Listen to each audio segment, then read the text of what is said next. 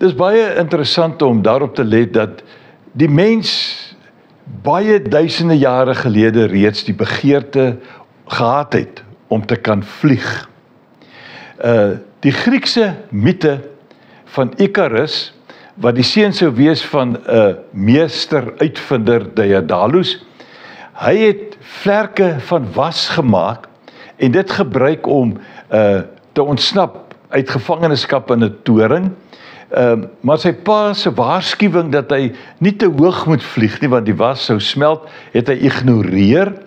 En toe die son die was smelt, het hy in die see na sy dood geval. 'n Mite, 'n storie wat omtrent 3000 tot 1100 jaar voor Christus reeds geskryf is. Baie duidelik het die mens 'n lang behoefte gehad om te kan vlieg. Leonardo da Vinci, 'n bekende skilder, ontwerper, baie groot mens wat baie dinge uitgedink het en so aan, het in 1490 na Christus reeds planne geteken vir 'n vleiende masjien, iets wat die mens kon gebruik om mee te vlieg. Nou, lugballonne het al lankal bestaan, maar ons weet dat Orville Wright het die eerste suksesvolle beheerde vlug in die geskiedenis op 17 Desember 1903 daarin geslag. So daar het die mens begin vlieg. Maar die feit dat die mens kan vlieg is wonderlik en dit is ek dink almal van ons hou daarvan om in die vliegtuig te sit as hy so wegtrek of as hy land en miskien net op te kyk as hy hier oor jou kop verbygaan en te sê wat 'n wonderlike uitvinding van die mens. Maar weet jy, die psalmskrywer het reeds gedroom dat hy kan vlieg.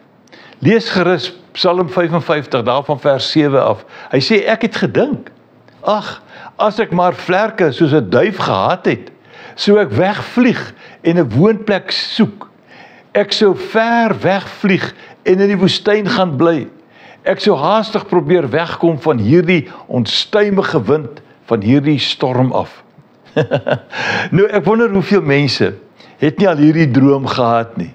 As dit tog net uit hierdie wêreld met sy uitdagings en probleme kon ontsnap, miskien soos 'n duif met sy vlerke, soos wat die psalmskrywer dit dan ook hier skryf. Baie interessant, Daniël sê in Daniël 9 vers 21, terwyl ek nog so aan die bid was, het Gabriël, die man wat ek die vorige keer in die visioen gesien het, by my aangevlieg gekom. So, die skepsels van God het die vermoë om te vlieg. En dan sê Jesaja 40 vers 31, die wat op die Here vertrou, kry nuwe krag. Hoe weet hulle dit? Hoe weet ons dit?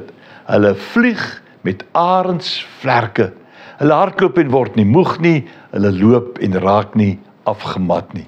Ons kan vlieg, soos wat die Here ons in staat stel. In geloof kan ons uitstyg bo ons omstandighede. Ons kan ver weggaan en waardeer om te kan uitstyg bo elke uitdaging. Mag dit ook in hierdie jaar vir jou gebeur. En vlieg mooi.